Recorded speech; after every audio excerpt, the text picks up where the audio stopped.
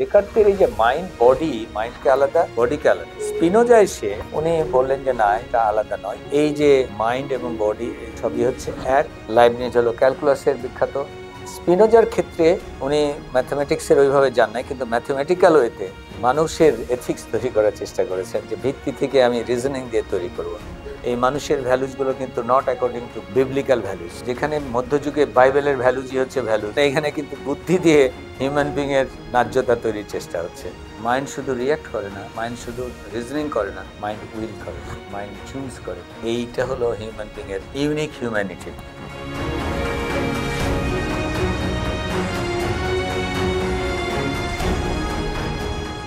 আমরা শুরু করছি আজকে যে স্পিনোজা এবং লাইবনিজ নিয়ে। গতদিন মনে আছে যে আমরা দেকার্ত নিয়ে কথা বলেছিলাম। এটা আমাদের রেনেসাঁ পিরিয়ডের পরে যে বিপ্লবটা হচ্ছিল চিন্তার ক্ষেত্রে, দুটো ধারা খুব ক্লিয়ারলি আলাপ করেছিলাম। যে একটা ধারা যেটাকে আমরা বলছি খুব অর্গানাইজড ওয়েতে র্যাশনালিজমের যে ধারাটা, সেটার মধ্যে দেকার্তে, স্পিনোজা এবং লাইবনিজ প্রধান পুরুষ। আর আগামীতে আমরা বার্কলে, লক, হিউম, যারা এম্পিরিসিজমের ধারা, সেটা আলাপ করব। তো এই যে দেকার্তে গত দিনে আলাপ করছিলাম, এবং সেখানে অনেকেই তাকে হয়তো সবচেয়ে যেটাকে বলছে ফাদার অফ মডার্ন ফিলোসফি বা নিউ ফিলোসফি, বা এক ধরনের নতুন মানে যেটাকে বলা হয় রেভলিউশনারি আইডিয়ার ফাদার হিসেবে চিত্রিত করে। যদিও সত্যিকার অর্থে হিস্ট্রি অফ আইডিয়াস ভালো করে ফলো করলে আমরা দেখব যে এটা একটা কন্টিনিউটি। সেই গ্রিক ফিলোসফি থেকে শুরু করে আমাদের পরবর্তীতে ইসলামিক ফিলোসফি, ক্রিশ্চিয়ানিটি ইত্যাদি নানান মধ্যেই কিন্তু এলিমেন্টগুলো লুকিয়ে আছে যদি আমরা দেখি। তো দেকার্তের ক্ষেত্রে যেটা আমরা গতদিন বলেছি, যে একটা বড় বিষয় হলো যে তিনি প্রথমেই কোনো রিলিজিয়াস বা কোনো ধর্মগ্রন্থের রেফারেন্স ছাড়াই, যেটা আগেও আমরা দেখেছি অ্যারিস্টটলেও সেটা আছে, এবং সত্যিকার অর্থে গজালিও যখন ডেভেলপ করছেন, কিংবা মেসিনা, বালকিন্দি, তাদেরও যে সবসময় আগেই যে রেফারেন্স দিচ্ছেন তা না, কিন্তু এইখানে খুবই স্পষ্ট যে দেকার্তের ক্ষেত্রে আরও বেশি মানে খুব পরিষ্কারভাবেই তিনি একটা মেথড তৈরি করার চেষ্টা করছেন, যে মেথডটাতে উনি আগের সমস্তগুলোকে প্রশ্ন করছেন। এবং মনে আছে যে উনি খুব ভালো স্কুল থেকে পড়েও নানান প্রশ্ন করে উনি বলছেন যে এখানে যেহেতু নিশ্চিত ভিত্তি পাচ্ছি না, আমরা একটা জ্ঞানের নিশ্চিত ভিত্তি মেথডটা তৈরি করতে চাই। মেথডটা যদি ঠিক থাকে, মনে আছে উনি বলেছেন যে যদি কেউ এলোমেলো পথে অনেকও দৌড়ায়, তাহলে গন্তব্যে যে পৌঁছাতে যত না পারবে, তার চেয়ে যদি একটা কারেক্ট মেথডে পৌঁছায়, তাহলে কিন্তু সে দ্রুত গন্তব্যে পৌঁছাতে পারে। সব মেথড, সেজন্য তার বইয়ের নাম ছিল ডিসকোর্সন মেথড, আমরা গতদিন সেটা আলাপ করেছি। তো উনি আসলে কি চেঞ্জটা আনলেন? কারণ চেঞ্জটা আনার প্রথম বিষয়টা হলো যে এতদিন পর্যন্ত ফিলোসফিতে যে খুব ক্লিয়ারলি এম্পিরিসিজম, রেশনালিজমের ধারাটা থাকলেও ইন এ ওয়ে এর মধ্যে থেকে যে এক ধরনের চিন্তার যে কোন ধারাটাকে একদম স্পষ্টভাবে প্রাধান্য দিয়ে অন্য ধারার কি ব্যবহার ইত্যাদি ঠিক সেইভাবে স্পষ্ট হয়ে ওঠেনি। আমরা দেখলাম যে দেকার্ত যেটা করলেন, যে উনি শেষ পর্যন্ত মানুষের অস্তিত্বকে সবচেয়ে এসেনশিয়াল বিষয়টা হচ্ছে থিঙ্কিং সেলফ। অর্থাৎ আমি কারণ ওই যে বললাম যে সব কিছু আমি ডাউট করতে পারি, আমার দেহ, আমার সমস্ত চারপাশে সব কিছুকে সন্দেহ করতে করতে এসে হাজির হলাম যে আমি যে সন্দেহ করছি সেটা আর সন্দেহ করতে পারি না। সুতরাং I cannot doubt that I am doubting. মানে আমার চারপাশের দেহ, বাড়ি, ঘর, প্রকৃতি সব নাই, কিন্তু সব কিছু সন্দেহ করছি, কিন্তু আমি যে সন্দেহ করছি তা করতে পারছি না। সেজন্য I M A thinking self. হ্যাঁ, এই থিঙ্কিং সেলফটাই হচ্ছে যে থিঙ্কিং একটা সাবস্টেন্স। উনি তারপরে এখান থেকে যে নতুন বিষয়টা যেটা তৈরি হলো, সেই বিষয়টা হলো যে এই থিঙ্কিং সেলফকে র্যাশনালি চিন্তা দিয়ে উনি চেষ্টা করলেন জানার চেষ্টা, যে আমি নেচারকে, প্রকৃতিকে বুঝবো, ঈশ্বরকে বুঝবো এবং মানবতাকে বুঝবো। হ্যাঁ, প্রকৃতি, ঈশ্বর এবং হিউম্যানিটি, এই তিনটা বিষয়কে কিভাবে হ্যান্ডেল করছেন, এটা হচ্ছে বড়। তো দেকার্তের মধ্যে কিন্তু ওইটা ছিল যে আমার যে প্রকৃতি, এই প্রকৃতিকে উনি মনে করতেন যে এক ধরনের, ঠিক অ্যাটমকে উনি কখনো স্বীকার করেন নাই, যে ইন্ডিভিজুয়াল পার্টিকেল বলতে যেটা আমরা অ্যাটম বলি সেটা স্বীকার করেন নাই। কিন্তু উনি স্বীকার করতেন যে কতগুলো পার্টিকেলের মুভমেন্টে, কেমন পার্টিকেলের মুভমেন্ট দিয়ে আমার এই প্রকৃতির যে ঘটনাগুলো ঘটছে ব্যাখ্যা করার চেষ্টা করছেন, এবং সেটাকে এক ধরনের মেটেরিয়াল সাবস্টেন্স হিসেবে কিন্তু উনি দেখছেন একদম, যে মানে চিন্তা দিয়ে উনি বলছেন যে সাবস্টেন্সগুলো মুভ করছে, যেমন হার্ট এক্সপ্যান্ড করছে, ইয়ে হচ্ছে, কন্ট্রাক্ট করছে, এটা একটা হিটিং অফ দ্য এলিমেন্টস থেকে এবং কুলিং থেকে হচ্ছে, কিংবা অন্য ম্যাটেরিয়ালগুলো, এবং এই একটা সাবস্টেন্স সারা ছড়িয়ে আছে এই মহাবিশ্বে। এই সাবস্টেন্সগুলো কোএক্সটেন্সিভ, এবং এদের একটা কমন বৈশিষ্ট্য হলো পরবর্তীতে, এটা স্পিনোজার ক্ষেত্রে প্রযোজ্য, লাইবনিজের ক্ষেত্রে প্রযোজ্য, যে এই সাবস্টেন্সগুলোর মধ্যে গ্যাপ নেই, এটার মধ্যে এক ধরনের কোনো একটা ফিলিং সাবস্টেন্স আছে, যেটা পরে কেউ না কেউ সায়েন্টিস্ট হয়তো এথার বলেছে, নানান কিছু বলেছে, কিন্তু এক ধরনের সাবস্টেন্সের মধ্যে কোনো গ্যাপ নেই, সব সাবস্টেন্সটা কোএক্সটেন্সিভ, ছড়িয়ে আছে। এই বুদ্ধি দিয়ে উনি ব্যাখ্যা করার চেষ্টা করছেন, কিন্তু এই বুদ্ধির মধ্যে কিন্তু একটা নেচারকে ব্যাখ্যা করার একটা প্রবণতা রয়েছে, প্রকৃতিকে ব্যাখ্যা করার একটা প্রবণতা। প্রকৃতিকে কি দিয়ে ব্যাখ্যা করছেন? কোনো ভাইটাল ফোর্স দিয়ে না, প্রকৃতিকে ব্যাখ্যা করছেন যে প্রকৃতির মধ্যে ইন্টারাকশন দিয়ে ব্যাখ্যা করছেন, মানে কোনো না কোনো কার্যকারণ সম্বন্ধের কথা বুদ্ধি দিয়ে করছেন, এটা কিন্তু অভিজ্ঞতা দিয়ে না।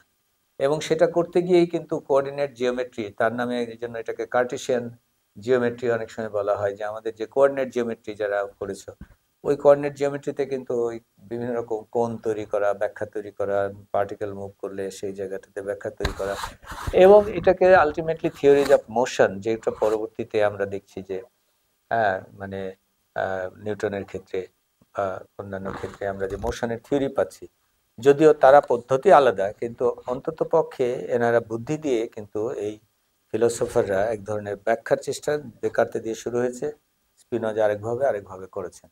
তো তাহলে থিঙ্কিং সেলফ বললেই, যে উনি যদিও থিঙ্কিং সেলফকে নিয়ে এসে উনি বলছেন যে এসেনশিয়ালি আমার সবকিছু ডাউট করলে আমার থিঙ্কিং সেলফ থাকে, এই থিঙ্কিং সেলফ যুক্তি দিয়ে এই জগতের কার্যক্রম ব্যাখ্যা করতে পারে। এখানে কিন্তু সুপার ন্যাচারাল, আগের যে এক ধরনের চার্চ ডোমিনেটেড যে সুপার ন্যাচারাল ব্যাখ্যা ছিল, সেই ব্যাখ্যাগুলো থেকে অতিক্রম করে ভাইটাল ফোর্স দিয়ে ব্যাখ্যা ছিল, দেবদেবী বা অন্যান্য যা যা বলি না কেন, অন্যান্য সুপার ন্যাচারাল পাওয়ার দিয়ে, সেই জায়গা থেকে কিন্তু আবার ফিরিয়ে আনার চেষ্টা হচ্ছে পরবর্তীতে, যেটা আমরা সায়েন্টিফিক রেভলিউশন বলছি, বিজ্ঞানের যে জয়গান। বিজ্ঞান কি করে? বিজ্ঞান সেখানে অভিজ্ঞতা এবং যুক্তির সমাহার দিয়ে যে ব্যাখ্যা করার চেষ্টা করে, এই ফিলোসফার মানে দেকার্তে দিয়ে শুরু, তারা স্পিনোজা, লাইবনিজ, তারা কিন্তু এক ধরনের যুক্তি দিয়ে, বুদ্ধি দিয়ে, রিজন দিয়ে, এই জন্যই রেশনালিস্ট, তারা কিন্তু অভিজ্ঞতার তথ্য দিয়ে না, বুদ্ধির তথ্য দিয়ে ব্যাখ্যা করার চেষ্টা করছে জগতের কার্যকারণ সম্বন্ধকে।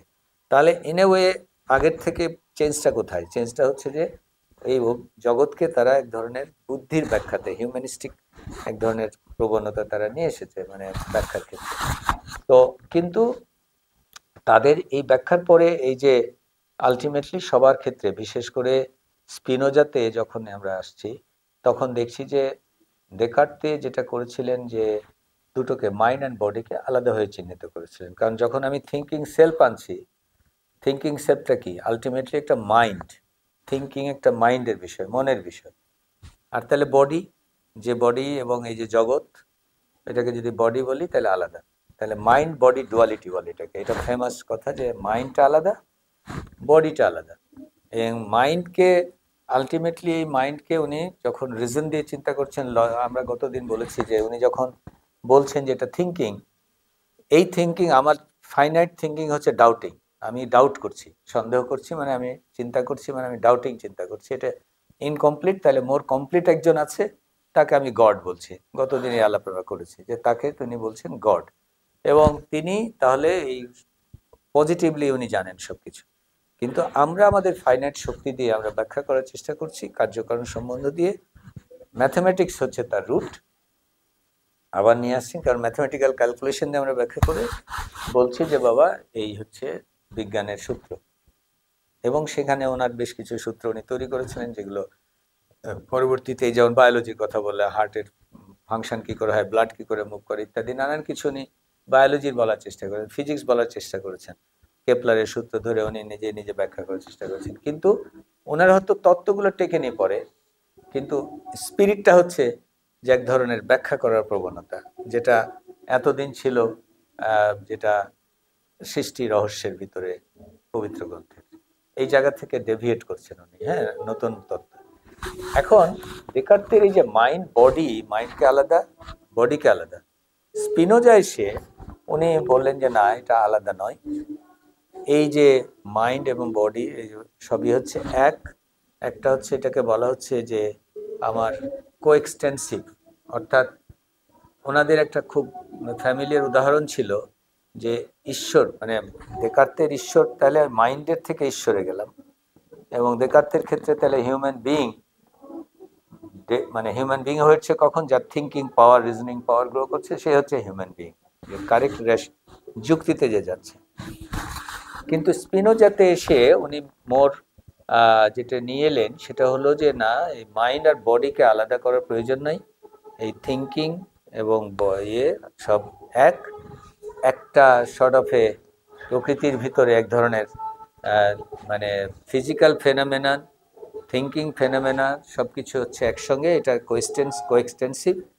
এবং এই ক্ষেত্রে ওনার গডও হচ্ছে যে এটা গড, মানে এর মাঝেই মানে গডের ইন্টারফারেন্স আছে, কিন্তু আমাদেরকে ইনকমপ্লিট যে পজিশনে আমরা আছি আমাদেরকে যেটা বের করতে হবে। এবং ওনার মেন এমফেসিসটা ছিল যে তাহলে একটা নৈতিক এথিক্স কি করে তৈরি হবে। তো বুদ্ধি দিয়ে উনি, যুক্তি দিয়ে উনি যে বইটা লিখেছিলেন, যে একটা তার মাস্টারপিস হচ্ছে এথিক্স। এথিক্সের ইয়েটাও ছিল অলমোস্ট লাইক এ জ্যামিতির মতো, মানে ইউক্লিডের জ্যামিতি যেমন আছে, যে প্রথমে একটা ডেফিনিশন, তার সঙ্গে স্বতঃসিদ্ধ, স্বতঃসিদ্ধ থেকে কি করে তার স্টেপ বাই স্টেপ কি করে প্রমাণ করতে হবে, আমাদের যেটা উপপাদ্য আমরা প্রমাণ করি যেমন জ্যামিতিতে। এথিক্সের ক্ষেত্রে উনি তখন ডিজাইন করলেন যে যেহেতু ঈশ্বর, আমাদের চিন্তা, হ্যাঁ, এবং এই কি বলে অভিজ্ঞতা, মানে জগৎ, এটা আসলে একসঙ্গে মিক্স করা আছে, এবং আমরা বুদ্ধি দিয়ে সেটা জানতে পারি, এবং সেই বুদ্ধি আলটিমেটলি ঈশ্বরের, হ্যাঁ, গডের এর সঙ্গে জানা আছে।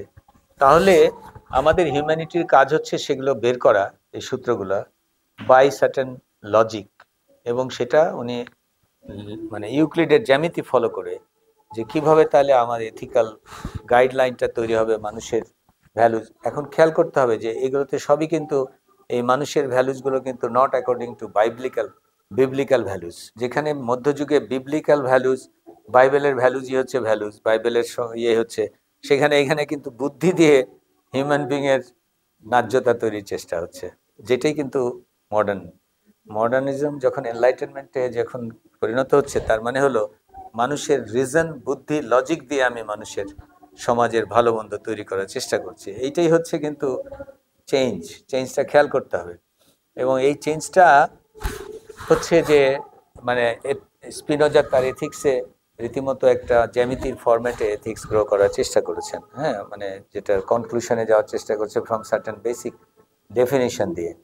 তাহলে এটা কিন্তু বাইবেলের রিজনিং এক নয়, এবং এই জন্যই কিন্তু এদেরকে সাফার করতে হয়েছে, হ্যাঁ, এদেরকে কি বলে, যেমন ডেকার থেকে পালিয়ে যেতে হয়েছে হল্যান্ডে আমি আগেই বলেছি, এখান থেকে তাকে স্টেপ নিতে হয়েছে। স্পিনোজা যদিও পালিয়ে জানে, কিন্তু জিউইশ কমিউনিটি তাকে হেরেটিক ডেকে, হ্যাঁ, মানে তাকে আউট করে দিয়েছে, তার কমিউনিটি থেকে তাকে সাফার করতে হয়েছে, বিকজ তারা কিন্তু কনভেনশনাল রিলিজিয়াস থিওরি দিয়ে মানুষের এথিক্স, ন্যায্যতা, মানুষের মরালিটিকে ডিফাইন করছেন না।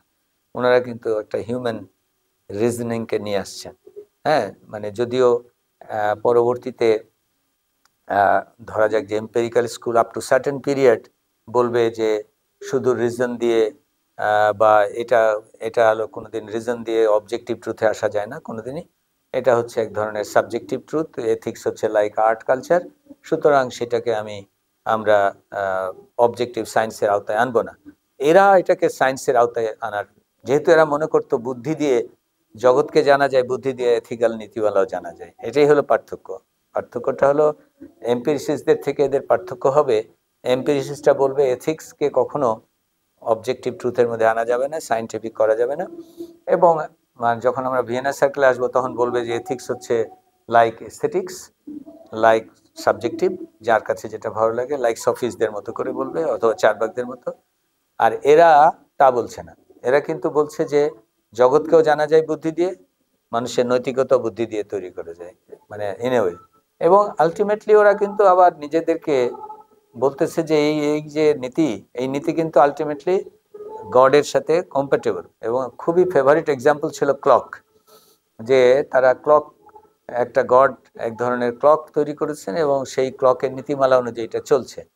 লাইবনিজে গিয়ে আমরা দেখব পরের যে আরেকজন, হ্যাঁ, যারা সব কন্টেম্পোরারি, কেমন, এটা সপ্তদশ শতকের এরা মেজর ফিগার্স যারা পরপর আসছে, দেকার্তে, স্পিনোজা, লাইবনিজ।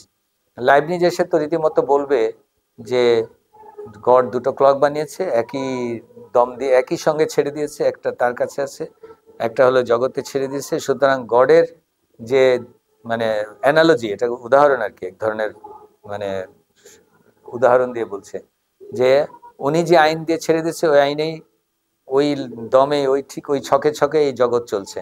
সুতরাং জগতে যাহা কিছু ঘটছে এটা তার ইচ্ছাতেই ঘটছে, এবং সেটা যা ঘটছে আপাতত এভিল, খারাপ মনে হলো এটা মঙ্গল, এটা মঙ্গলজনক। হ্যাঁ, কারণ তুমি তো ওই ওনার ইচ্ছা, ওনার ইচ্ছার প্রতিফলন ঘটছে এই নেচারে। সুতরাং উনি যাহা প্ল্যান করেছে তোমার কাছে আপাতত খারাপ মনে হলো, ওইটাই তোমার জন্য মঙ্গলজনক, মঙ্গল বানিয়ে রেখেছেন। আমরা আসছি সেটাতে।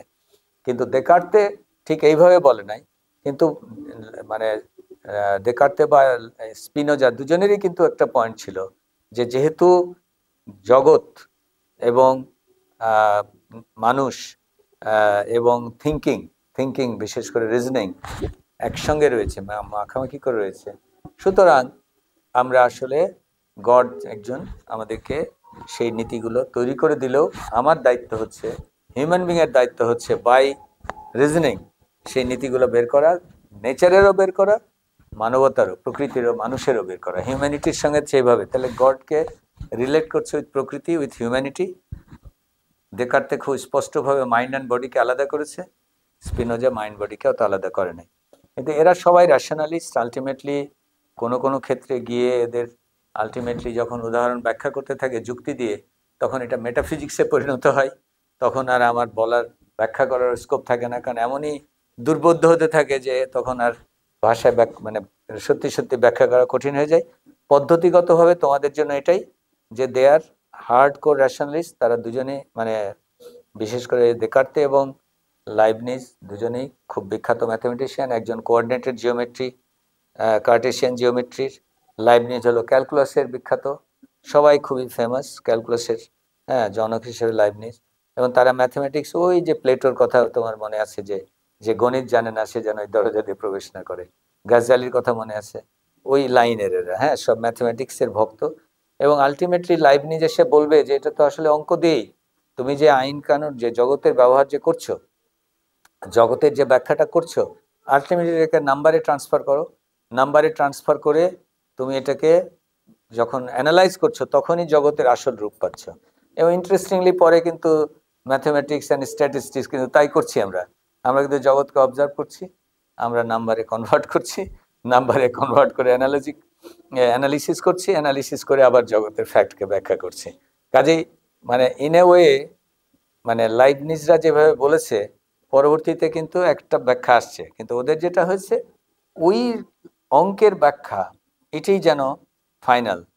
এম্পিরিসিস্ট যখন আসবে তখন বলবে যে না, অঙ্কের ব্যাখ্যা তোমাকে লজিক্যাল টুল দিবে, ওটা একটা ইফ দেন রিলেশন দিবে, if a is equal to 2, b is equal to 3, then a plus b is equal to 5, but whether a 2 কিনা, a 3 কিনা, b 3 কিনা, এটা তোমাকে কিন্তু দেখে বলতে হবে ভাই। তাহলে বায়োলজিক্যাল রিজনিং আর ম্যাথমেটিক্যাল রিজনিং একসাথে না হলে সায়েন্স হবে না।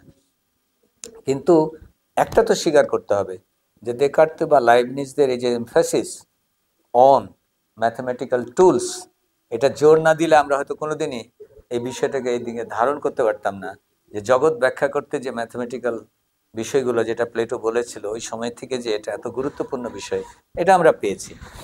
আর স্পিনোজার ক্ষেত্রে উনি ম্যাথমেটিক্সের ওইভাবে যান নাই, কিন্তু ম্যাথমেটিক্যাল ওয়েতে মানুষের এথিক্স তৈরি করার চেষ্টা করেছেন, যে ভিত্তি থেকে আমি রিজনিং দিয়ে তৈরি করব।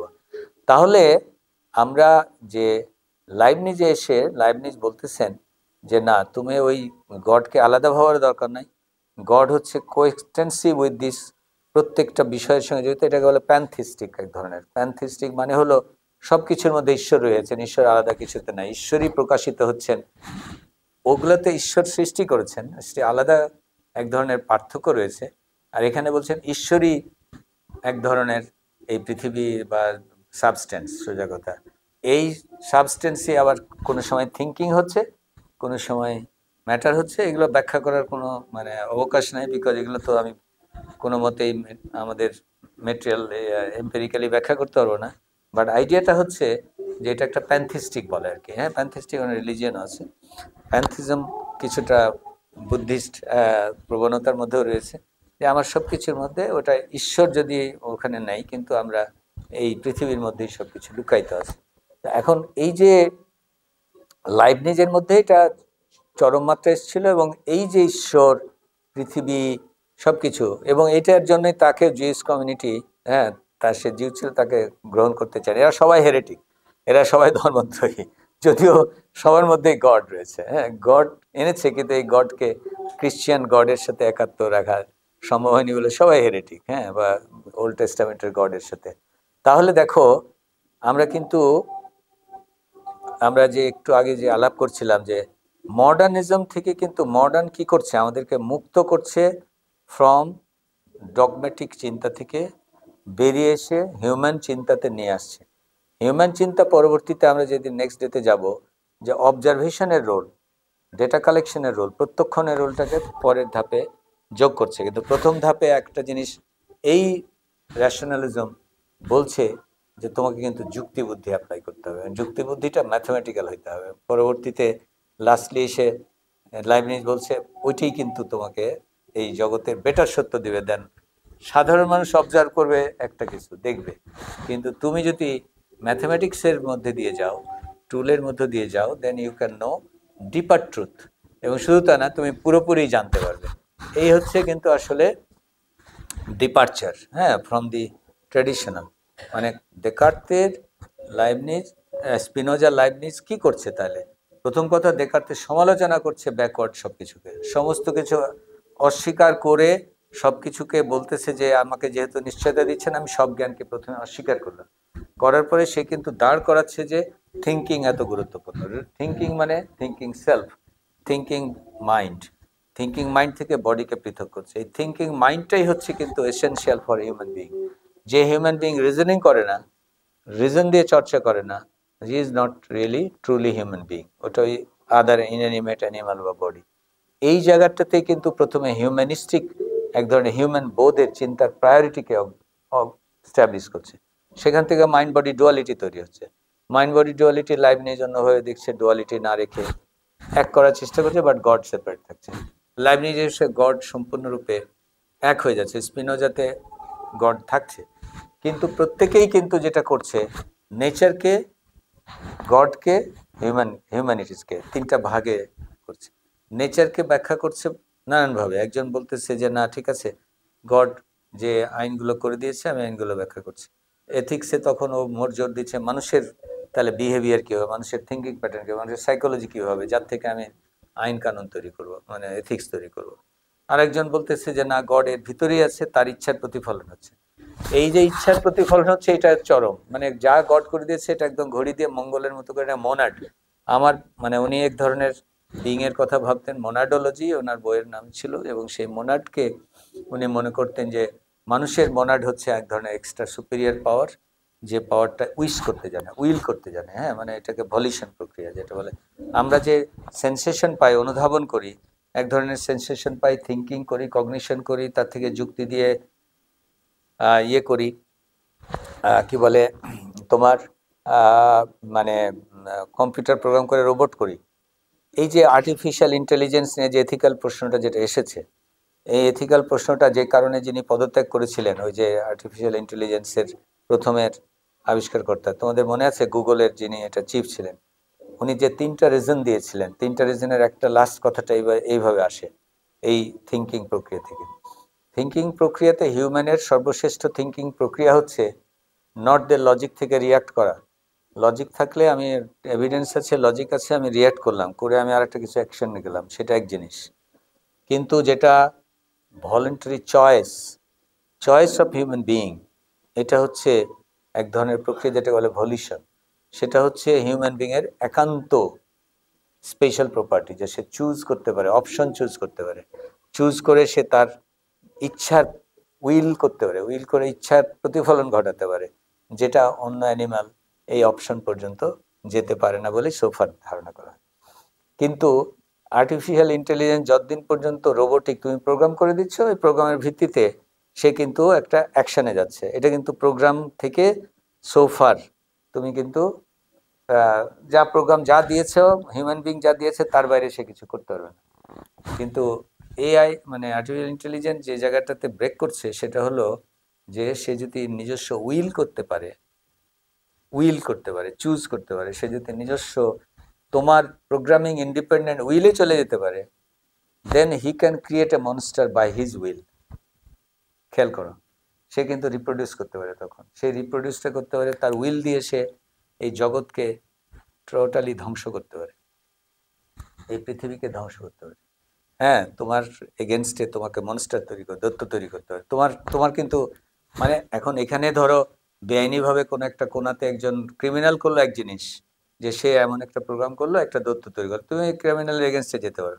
কিন্তু তোমার সৃষ্টি নিজে যদি উইল করতে পারে, দেন ইট ইজ এই পার্টটা মানে তোমার এথিক্যাল কোয়েশ্চেন, মোরাল কোয়েশ্চেন, যে তুমি কি আর দু পর্যন্ত অ্যালাউ করতে চাও হিউম্যান সিভিলাইজেশনকে? এখন কেউ কেউ বলবে হ্যাঁ, আপনি টেকনোলজিতে বাধা দেবেন কেন, এটা তো ফ্রিডম, ক্রিয়েটিভিটি। আরেক দল বলবে no, we cannot create this. বায়োটেকনোলজিতেও আমি এমন কিছু করব না যে আমি জেনেটিক ম্যানিপুলেশন করে দত্ত তৈরি করব, ওটাও আমি অ্যালাউ করবো না, এআই তো করবো না। এই যে জায়গাগুলো, এগুলো কিন্তু তখন হিউম্যান বিং এর, ওই যে গত লিবারাল সোসাইটিতে তখন হিউম্যান বিং মানে member of a state choose করতে হবে, মেম্বাররা তখন ভলেন্টারিলি বলবে নো, এই জায়গাটা। এখানে কিন্তু সায়েন্স না, এখানে এক ধরনের এথিক্যাল প্রিন্সিপাল, এখানে রাষ্ট্রের প্রিন্সিপাল কিন্তু কাজ করতে হবে। এই যে জায়গাটা, এই জায়গাগুলো কিন্তু আসছে কোত্থেকে? দেখো লাইবনিজরা এসে বলতেছে যে তোমার হিউম্যান বিং এর তাহলে গড ইত্যাদি ইত্যাদি সবাই যেটা কোএক্সটেন্সিভ সাবস্টেন্সের সঙ্গে, বাট মাইন্ড কতদূর পর্যন্ত যেতে পারে? মাইন্ড শুধু রিয়াক্ট করে না, মাইন্ড শুধু রিজনিং করে না, মাইন্ড উইল করে, মাইন্ড চুজ করে। এইটা হলো হিউম্যান বিং এর ইউনিক হিউম্যানিটি। দেখো, এই হিউম্যানিটি কিন্তু মিডল এজের বাইবেলের হিউম্যানিটি কি হিউম্যানিটি না। বিকজ বাইবেলের হিউম্যানিটি বলবে যে বছরে তোমাকে একবার কিন্তু দম দিয়ে দিয়েছে, তুমি যদি মনে করো যে আমাকে বরাতের দিন দম দিয়ে দিয়েছে, আমার ভাগ্য নির্ধারণ করে দিয়েছে, আগামী বছর কি উইল করব, চুজ করবো, ইন এ ওয়ে তুমি কিন্তু নির্ধারিত।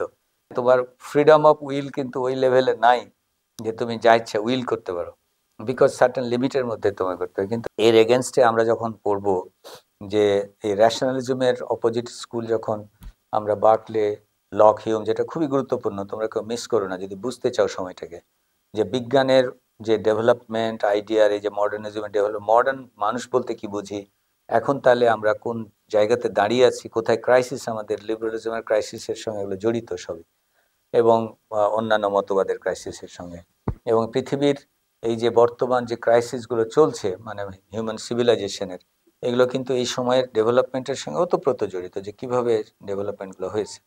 এই ক্ষেত্রে এখন বড় বড় বিষয় হচ্ছে যে তোমার ওই সময়ে বার্কলে, লক, হিউম এরা যে ফিলোসফিক্যালি লড়াইটা করেছিল, আর্টিস্টরা মানে শিল্পী সাহিত্যিকদের মধ্যে এক ধরনের গ্রুপ ছিল। তা আমরা জানি যে শিল্পী সাহিত্যিক বা সায়েন্সের মধ্যে মানে যারা ইংল্যান্ডে, অর্থাৎ আমরা জানি যে যেটাকে বলা হয় গ্রেট ব্রিটেন বা ইংল্যান্ডে, ওইদিকে বেশিরভাগ ক্ষেত্রে এম্পেরিক্যাল চর্চা হতো।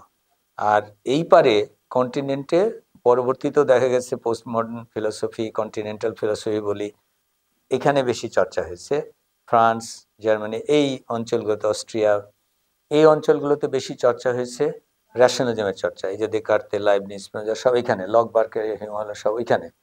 এটা একটা বিভাজন হয়ে গেল ইতিহাসে, এবং পরবর্তীতে এই যে সমদা বুবোয়া বলো, জাপল সার্ত্রে বলো, সব কিন্তু এইখানে। পোস্ট মডার্নিজমের দেরিদা, ফুকো, এগুলো সব এইখানে। তো এখানে তোমার ইউনিক দু একজন শুধু উল্টো চিন্তাধারা ছিল, তার মধ্যে ছিল ভোল্টেয়ার। যেমন ভোল্টেয়ার ছিল নিউটনের খুব পার্সোনাল ফ্রেন্ড, নিউটনের সঙ্গে তার চিঠিপত্র আদান প্রদান হচ্ছে, পত্র আলাপ আছে।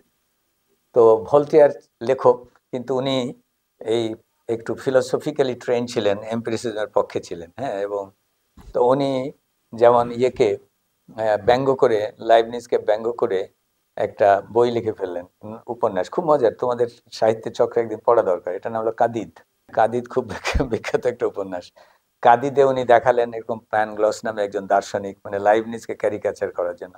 তো প্রথমে একটা ব্যারনের বাসা, জার্মানের ওইখানে একজন ব্যারনের বাড়িতে তার একটা সুন্দরী মেয়ে ছিল, কাদিদ নৃত্য ছিল, আরো ছিল। তারপরে যা হোক ওই ব্যারনের ভাগ্য পতন হয়েছে, তারপরে সেখান থেকে কাদিদ পতিত হয়ে মানে হয়ে গেছে, পালিয়ে যেতে হয়েছে, চলে যেতে হয়েছে তার সাথে আরো দু একজন সহ। তারা প্রথমে প্যারিসে গেছে, তারপরে এত ইন্টারেস্টিং বইটা, ওখানে প্যারিসের সোসাইটিতে কিভাবে সমালোচনা, প্যারিসের upper class middle class society কি করে সেটার চিত্র আছে। ওখান থেকেও সে মানে তার সুপ্রসন্ন ছিল না, আরো কষ্টের মধ্যে দিয়ে গেছে। তারপরে একবার ভাগ্যের সন্ধানে ওরা ইয়েতে গেছে, কি বলে, ওদের সাথে আরো একজন ব্যারনের ফ্যামিলি থেকে আরো একজন ছিল, ভৃত্য ছিল।